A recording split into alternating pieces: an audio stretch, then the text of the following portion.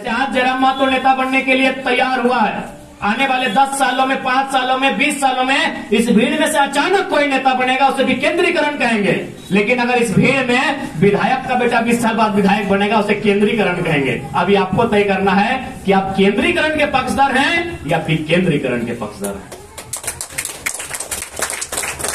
और जहां तक गोमिया की समस्याओं से हम परिचय लिए, गोमिया की समस्याओं से हम अवगत हुए, उन समस्याओं का समाधान भी यही छुपा है। मैक्सिमम लोगों की समस्याएं जल को लेकर थी, लोगों की समस्याएं बिजली को लेकर थी। तो ये एक उद्योग का क्षेत्र है, ये माइंस का क्षेत्र है। और तमाम जो कंपनी एक्ट की कानूनें हैं वो स्पष्ट कहती हैं कि आप अगर किसी क्षेत्र में कोई परियोजना कंपनी स्थापित होती है तो 5 किलोमीटर 10 किलोमीटर के दायरे में जो गांव होंगे उनको बिजली, सड़क, पानी की सुविधा मुहैया कराई जानी चाहिए। लेकिन आज क्यों नहीं हो रहा है? इसलिए नहीं हो रहा है कि जिनको हम वोट देकर उन कंपनियों से हिसाब लेने के लिए भेजे हैं वो अटैची लेने पहुंच जाते हैं। जिनको हमने वोट इसलिए दिया है कि वो गलत नीतियों के खिलाफ खड़े होंगे, उनसे हमारे अधिकार का हिसाब मांगेंगे। लेकिन वो हमारे अधिकार का हिसाब नहीं मांगते हैं, वो अटैची में भरकर पैसा मांगते हैं। इसीलिए आज हमारी ये दशा है। तो आप निश्चित रहिए, आपके मन में एक सवाल ये भी आता होगा कि आप का रवैया क्या होगा। अरे भाई, हम तो अभी सांसद बने नहीं है, आप टाटा जमशेदपुर में जाके पूछिएगा। 2 दिन तक चर्चा था कि लड़का हारे या जीते, लेकिन उसने जो सवाल टाटा प्रबंधन से पूछा है काबिल हिम्मत का सवाल है। हमने टाटा प्रबंधन से एक सवाल पूछा था कि भारत सुनते हैं महात्मा गांधी का देश है, भारत किसानों का देश है, तो एक बात बताइए, आपने 1907 में जमीन लिया था, अच्छी बात है, आपने पूंजी लगाया था, आज भी आपका परिवार का आदमी टाटा का चेयरमैन है। हम जानना चाहते हैं कि जिन किसानों ने जमीन दिया था उनका रिकॉर्ड आपके पास क्या है।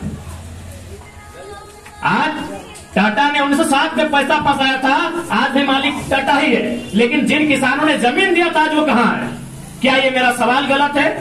आप प्रबुद्ध लोग हैं, बताइए, ये गांधी का देश क्या यही है कि आपके पास किसानों का रिकॉर्ड नहीं है?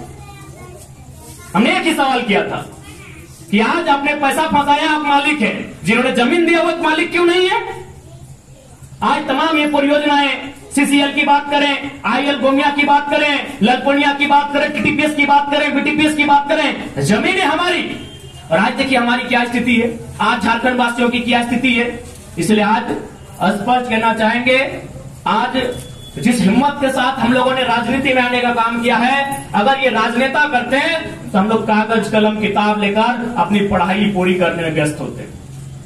जिस हिम्मत के साथ हम लोगों ने राजनीति करने का काम किया है, जिन लोगों के साथ आंख मिलाकर बात करने का काम किया है, अगर ये हमारे राजनेता करते हैं तो एक साधारण से छात्र को यहां तक आने की नौबत ही नहीं आती।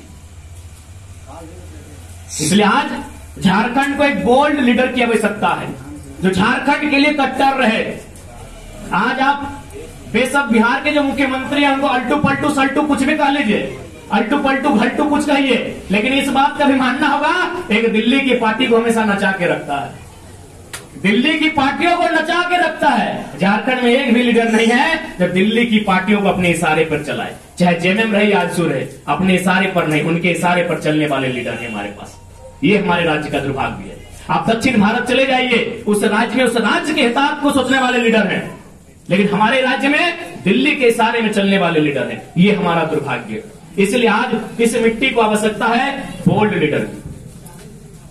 वो बोल्ड लीडर जब बोल्ड होकर हमारे अधिकारों की बात करेगा, मुझे पूर्ण आशा और भरोसा है इस राज्य के हक अधिकार से कोई वंचित होने का कार्य नहीं करेगा।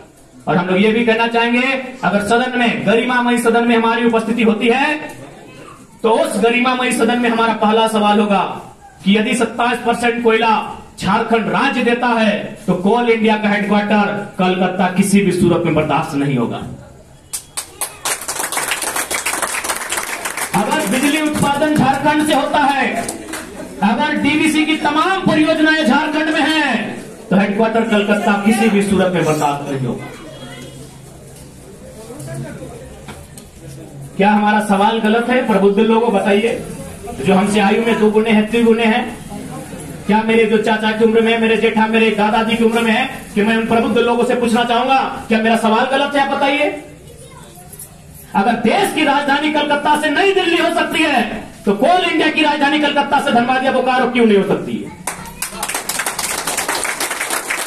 क्या हमने कोई आउट ऑफ डिक्शनरी सवाल किया है क्या? बताइए, क्या हमारा सवाल आउट ऑफ डिक्शनरी है? तो इसलिए आज लीडर की आवश्यकता है।